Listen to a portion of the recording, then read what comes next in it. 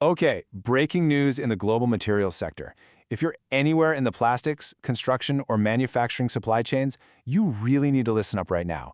India just dropped a sudden, major shift in its PVC import policy.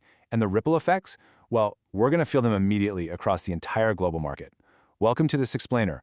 We're going to break down exactly what this new policy actually is, who's in the crosshairs, and how it's basically going to flip the way you do business over these next few months. So let's dive right into this.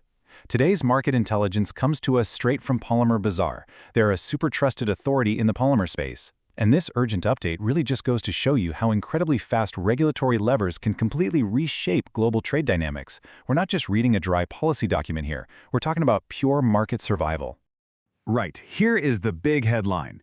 India's Directorate General of Foreign Trade, the DGFT, has essentially just overhauled the import rules for PVC resin.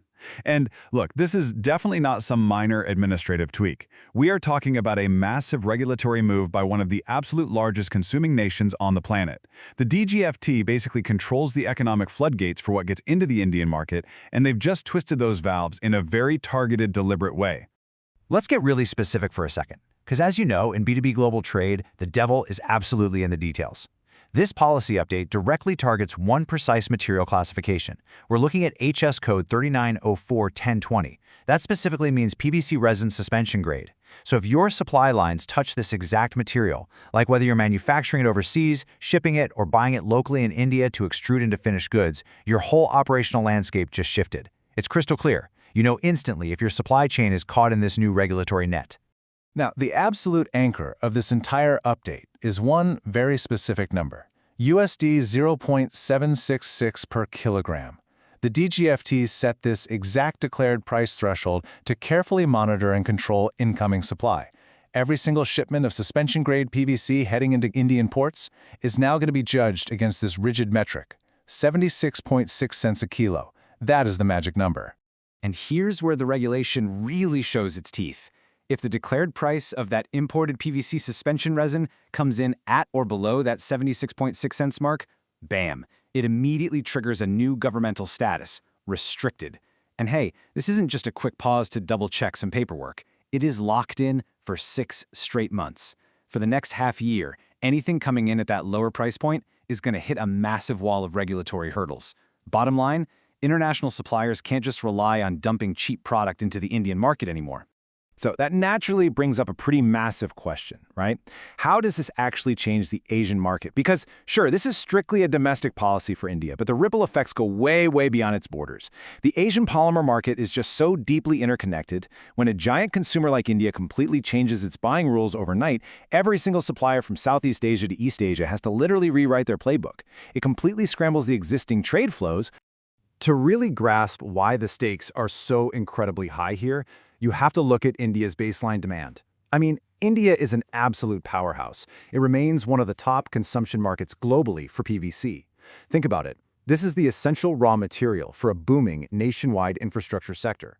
We're talking pipes for massive water management, profiles for modern doors and windows, cables for huge electrification projects, and just a mountain of construction materials. The sheer volume of PVC needed to fuel India's growth is honestly staggering. So any disruption in supply, that puts hundreds of millions of dollars at risk. Now, here is a really critical piece of intelligence you need to note.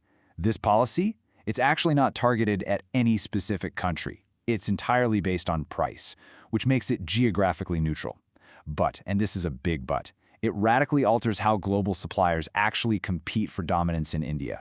You can't just win business anymore by being the cheapest option on the map, especially if being cheap pushes you under that restricted price threshold. Suppliers are going to have to completely rethink their entire value proposition if they want to stay relevant. Because of this strict new cap on ultra-cheap imports, the buyer's mindset is having to evolve, and fast. We are seeing a major strategic shift. Procurement managers are now prioritizing supplier reliability, stable shipments, and consistent quality way over scoring a quick bargain. Indian buyers are desperately hunting for long-term partners to weather this storm with, not just, transactional vendors. They need absolute assurance that their partners can actually navigate these new import rules and deliver on time, even when the market gets super complex. What we're witnessing here is a massive paradigm shift. The whole industry is pivoting away from that old price-centric buying model, where you just scour the globe for the absolute lowest cost per kilo, and moving straight toward an absolute reliance on stable supply partnerships. From a supplier's point of view, things are undeniably getting more complicated. Look, price is always going to matter in business, obviously. But under this new DGFT policy, buyers are actively demanding partners who offer real, reliable support when things get rocky. Because honestly, a cheap price means absolutely nothing if your essential raw materials are just sitting, stuck at the border with a restricted status. If you're anywhere near procurement, logistics, or sales in this sector, you literally cannot afford to fly blind right now. You need continuous, deep intelligence on how this 6-month restriction is actually playing out on the ground, in real time. For the nitty-gritty details and to really stay ahead of the curve here, make sure you reach out directly to the experts at Polymer Bazaar. Their contact info is right there for you to use. So as we wrap up this explainer, I want to leave you with a pretty critical question to take back to your teams today. As this vital PVC market becomes more legally and logistically complex, is your supply chain actually going to survive the pivot from sheer price to absolute reliability? These next 6 months, they're going to be a massive test for global suppliers and Indian buyers alike. Now is the time to rapidly reevaluate your partnerships and make sure your procurement strategy is built for true resilience, not just the lowest bid. Thanks so much for joining me today. Stay sharp out there and keep learning.